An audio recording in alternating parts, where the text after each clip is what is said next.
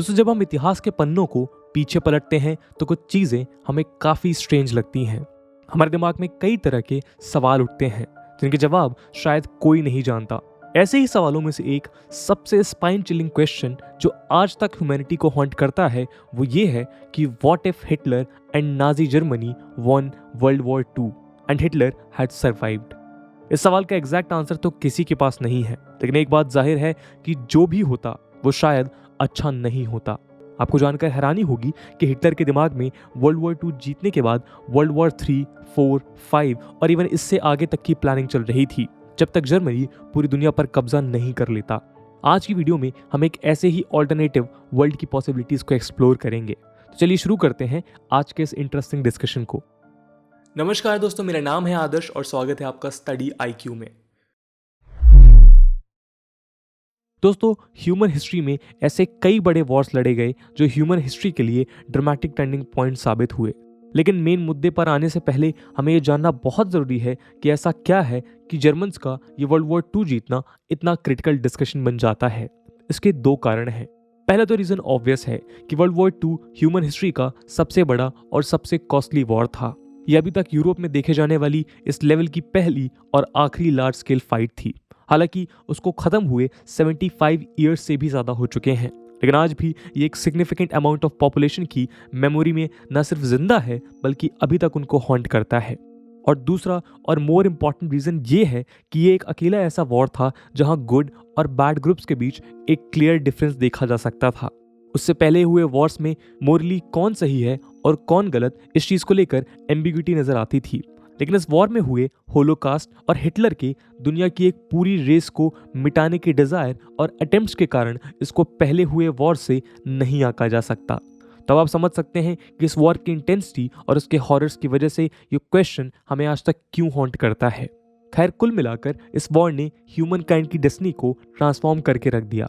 Post world War 2 world order largely Franklin D Roosevelt की vision को materialise करता हुआ दिखाई पड़ा। आज के इस ग्लोबलाइज्ड वर्ल्ड में हम लोगों के लिए नेचुरल इवोल्यूशन के अलावा किसी और वर्ल्ड ऑर्डर की कल्पना करना भी नामुमकिन है। लेकिन आज हम पोटेंशियल नाजी विक्ट्री का इस दुनिया और उसके लोगों पर क्या असर होता, इसी के जवाब को अलग अलग वेरिएबल से खोजने की कोशिश करेंगे। दोस्तों, हालांकि कुछ भी सर्टेनिटी के साथ नहीं कहा जा सकता, लेकिन इस चीज ने हिस्टोरियंस और नॉवेलिस्ट की स्पेकुलेशंस को नहीं रुकने दिया। आज सबसे पहले हम ऐसे ही 3 फिक्शनल बुक्स की बात करेंगे जो जर्मनी के वॉर जीतने के बाद के 3 अलग अलग ऑल्टरनेटिव सिनेरियोस को डिस्कस करती हैं। इनमें सबसे पहली फिक्शन बुक है the man in the high castle. ये फिलिप के डिक द्वारा लिखी गई है। ये ऐसी पहली ऑल्टरनेटिव हिस्ट्री नॉवल थी जिसमें वर्ल्ड वॉर 2 को एक्सिस विक्ट्री के एंगल से एनालाइज किया गया। 1962 में लिखा गया ये फिक्शन 1962 की ऐसी काल्पनिक दुनिया की बात करता है जहां एक्सिस पावर्स यानी नाजी जर्मनी, फासिस्ट इटली और इंपीरियल जापान वर्ल्ड वॉर को जीत जाते हैं और पूरी दुनिया को कुछ इस तरह आपस में बांट लेते हैं। इस नॉवल में 1934 में US president Franklin D Roosevelt की मृत्यु हो जाती है। उनके बिना यूएस द ग्रेट डिप्रेशन से बाहर आने में नाकामयाब हो जाता है और इसके चलते वो वॉर में पार्टिसिपेट ही नहीं करता।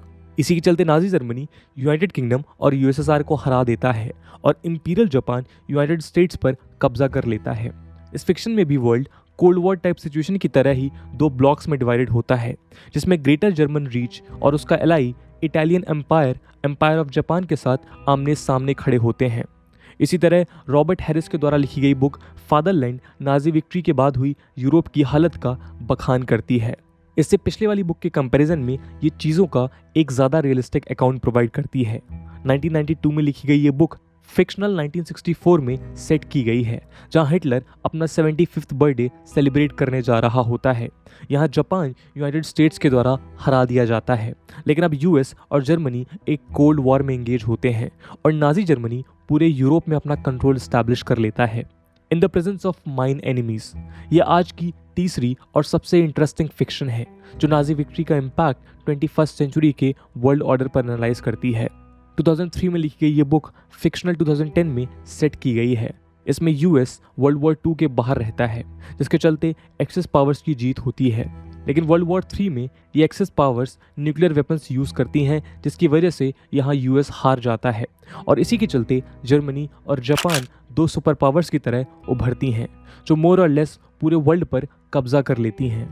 खैर, ये तो हुई फिक्शंस की बात, जहाँ चीज़ों को काफ़ी लाइटली डिस्क्राइब किया गया है, लेकिन हिस्टोरियंस का मानना है कि अगर सच में नाजी जर्मनी वॉर में जीत जाता है तो ये दुनिया के लिए बहुत कैटास्ट्रॉफिक प्रूव हो सकता है।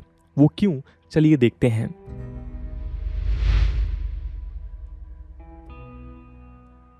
इस वॉर के शुरू होने से पहले ही हिटलर पूरे सेंट्रल और ईस्टर्न यूरोप के अक्रॉस एक नाजी एम्पायर बिल्ड करना चाहता था।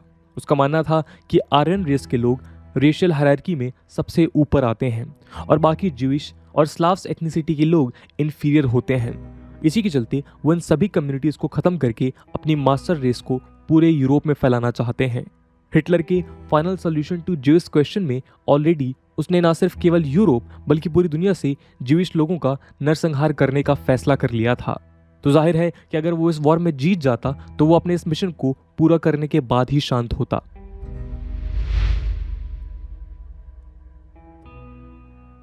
कहा जाता है कि when you don't value human life, you can justify a lot of horrible things in the name of science। Japan और नाजी जर्मनी ने भी कुछ ऐसा ही किया।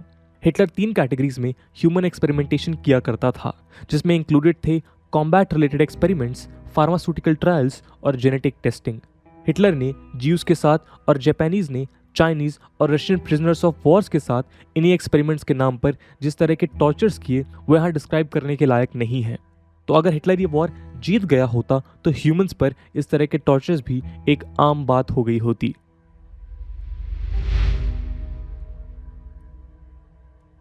जैसे कि हम जानते हैं कि एक फासिस्ट रेजिम में फ्रीडम ऑफ स्पीच को लेकर कोई टॉलरेंस नहीं होती, तो अगर नाजिज्म और फासिज्म की जीत होती तो इंडस्ट्री, कॉमर्स, मीडिया, आर्ट और रिलीजन सबको कुचल कर रख दिया जाता और ऐसे में केवल हाइपर नेशनलिज्म और ब्लाइंड लॉयल्टी को अलाउ किया जाता।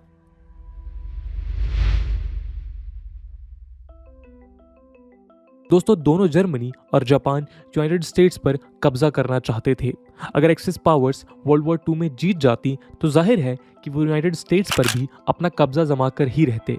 और जैसा कि the man in the high castle में डिपिक्ट किया गया है कि यूएस की वेस्टर्न कोस्ट के स्टेट्स यानी वॉशिंगटन, ओरिगॉन एंड कैलिफोर्निया जापान के पपेट स्टेट बन जाते। Rocky mountain states Montana, Idaho, Wyoming, Colorado, Utah and new Mexico एक न्यूट्रल बफर जोन बनकर रह जाते, जबकि सारा ईस्टर्न पार्ट नाजीज के द्वारा ऑक्युपाई कर लिया जाता। उसी तरह अगर हिटलर इस वॉर में जीत जाता और उसका फाइनल सॉल्यूशन अप्लाई कर देता तो कोई भी न्यू रेफ्यूजी बच नहीं पाता, तो इजराइल के बनने का भी कोई सवाल पैदा नहीं होता। लेकिन अगर कुछ ज्यूज बच भी जाते तो वो इस तरह खुलेआम अपने खुद के स्टेट में तो कभी नहीं रह पाते। इसके अलावा यूके भी शायद खत्म हो जाता। जी हाँ, यूनाइटेड किंगडम को लेकर हिटलर के कुछ बड़े प्लान्स थे।